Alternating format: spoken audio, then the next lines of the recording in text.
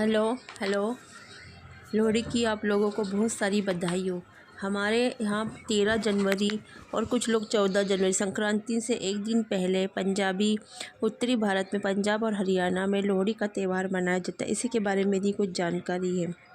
अगर आपको अच्छा लगता है तो मेरे वीडियो को लाइक कमेंट शेयर ज़रूर करें।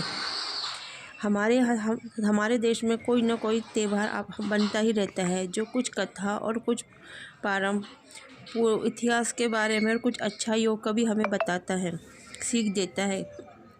इसी में से एक लोहड़ी है जो हमको मिलजुल कर रहना, आपसी प्रेम, सहोदर एक दूसरों की मदद करना, कुछ ऐसा ही सिखाता है। यह उत्तर भारत में यह त्यौहार मकर संक्रांति के एक दिन पहले मनाया जाता है। हमारे त्यौहार हमें बहुत कुछ सिखाते हैं, मिलजुल कर रहना, आपसी प्रेम, एक दूसरों की मदद करना। ऐसा ही सीख लोहड़ी का त्यौहार भी है। उत्तर भारत में यह त्यौहार मकर संक्रांति से एक दिन पहले मनाया जाता है। कई कहानियाँ भी प्राचीन प्रचलित है। कहा जाता है कि दक्ष प्रजापति की पुत्री सती के दहन की याद में लोहड़ी को अग्नि प्रज्वलित की जाती है। और यह भी माना जाता है कि संत कबीर की पत्नी लोई की याद में भी यह पर्व मनाया जाता है। लोहड़ी को लेकर सबसे प्रचलित एक कथा दुल्ला भट्टी की है। पुराने समय की बात है कि सुंदरी और मुंदरी नामक दो अनाथ लड़कियां थीं। उस समय लड़कियों को अमीर को बेच दिया जाता था और सुंदर मुंदरियों को बेचे जाने का पता लगने पर दुल्ला भट्टी ने, जिन्हें मुग़ल शासक डाकू मानते थे, उन्होंने दोनों लड़कियों को छुड़ाकर उनकी शादी कराई। एक जंगल में आग जलाकर सुंदरी और मुंदरी का विवाह कराया। दुल्ला भट्टी ने ही उन दोनों कन्याओं का कन्यादान किया। उन्होंने ही लड़कियों को झोली में शक्कर डालकर उन्हें विदा किया। दुल्ला भट्टी ने लड़कियों के लिए पिता की भूमिका निभाई। इस त्यौहार पर विवाहित पुत्रियों को माँ के घर से वस्त्र, मिठाइयाँ, रेवड़ियाँ, फल भेजे जाते हैं।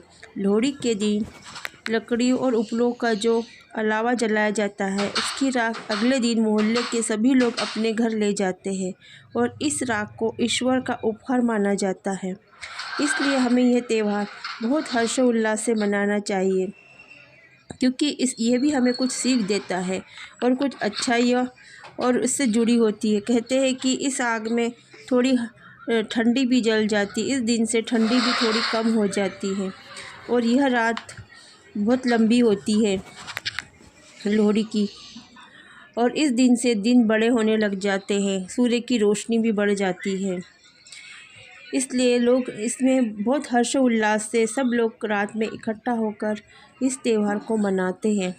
हंसी खुशी और ठंडी में खाने वाने जाने वाली सारी रेवड़ियाँ, गुड़ के पदार्थ सब मिलकर एक दूसरे को गले लग के हर्षोल्लास से यह त्यौहार मनाते हैं।